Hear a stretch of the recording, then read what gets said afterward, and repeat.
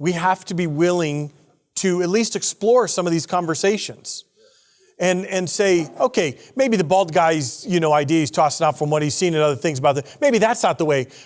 But let's not be afraid of the question. There's plenty of smart people in our parishes who have skill sets to contribute to the parish, who love the parish and want to help the parish. Problem is, we never ask them because we think we have to have all the answers. And that's just not true. It's not understanding people's baptized responsibility. What it'll never do, let me help you. I want to show you something else you could do, but to do this, you got to get to, I love using these examples. Like, you think about this, we're in your parish, right? As you're consolidating, you got to profile your people, right? We can't clone in the church, but we can profile in the church. It's okay. So you got James here, right? And James been Catholic his whole life. Kids went to school, baptized, wedding, everything. His wife passed away. He volunteers for everything. And you say, how many of you would say, oh, we got James in our parish? How many of you would say we got lots of things for James to be involved in our parish? James is around, right? And it could be Joanna, right? Just change the name. It's got nothing to do with gender. You think about someone like Karen, right? Karen's been married her whole life, Catholic her whole life, went to school. Kids go to RE because she can't afford Catholic school, but she's very much still on board. She's drinking the Kool-Aid. She, because she's a millennial, and just out of a millennial actually, she is interested in these relationships, which is what's been critically void in most people's lives. She wants to connect with other moms. Why? Because that's the stage of her life. She wants to connect with other moms. She's a stay-at-home mom. Is there a place for her in your parish? How would Karen connect at your parish? And do we think about people like Karen? What about Maria? Again, Catholic her whole life, senior. She's an active family. She went to this conference, loved it. She just wishes more teenagers were involved, right? The youth. Where are all the other kids? Where does Maria fit in your parish? And lots of us, we're keeping our eyes on these kind of people, right? Maybe not as much with the Catholic moms, but we know Maria, we could solve that. Maybe it starts as a Bible study. Maybe it's not so much Catholic moms, right? But what about Tom and Melissa? They're married. They've been Catholic. They're on the mailing list, but they don't go to church. Their friends don't go to church. They're the occasionals. They're what I call the part-timers. They're not anti-Catholic.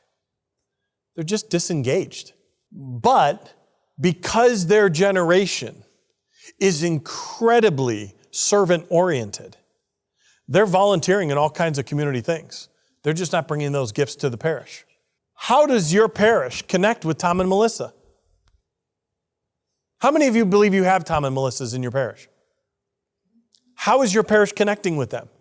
When you sit in your staff meetings, do you put this up there and say, now, we need a strategy to reach them, ready, go. Who's got it? Does that come up in any conversations? And do we say, okay, well, in order to do that, we're going to have to do this. Well, that means we're going to have to do this. Right? And we start working a strategy for people like them. And sometimes the strategy is send them something or create a program hoping they come. And how many of them come? Very few. A handful, but very few. What about Ashley? She's in the parish. She's a single young adult. She's got lots of questions about God, which, by the way, so does most of their generation. She knows what we're against more than what we're for, and she certainly doesn't know why. Why? Because where does she get her information? The internet, the television, right? It's what she hears. Why? Well, because she's disengaged from the community. So her only understanding of Catholicism is what people tell her. But she's still on our books. Does your parish have any strategy to connect with Ashley? Does it ever come up in a conversation? Why would Ashley ever walk through your doors? Right? And if we're not asking that question, what are we doing? What about Sam? I love the young people, right?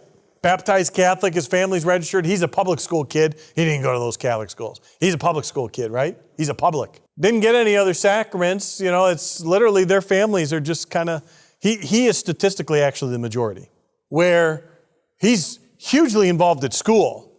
And sometimes they're athletes, but sometimes they're not. They could be in music, they could be in theater, they could be in whatever, but he's not the kid that goes home and talks to himself in a room and then comes back to school tomorrow. He's involved, but he's not involved in the parish. In fact, he doesn't even have contact. Do our youth ministry leaders reach Sam? No. Are our youth ministry leaders responsible for Sam? Absolutely. But Sam isn't going to come to our religious ed class, is he? And in fact, he shouldn't come to our religious ed class first. That should not be the first touch point. Do we have any way to connect with him?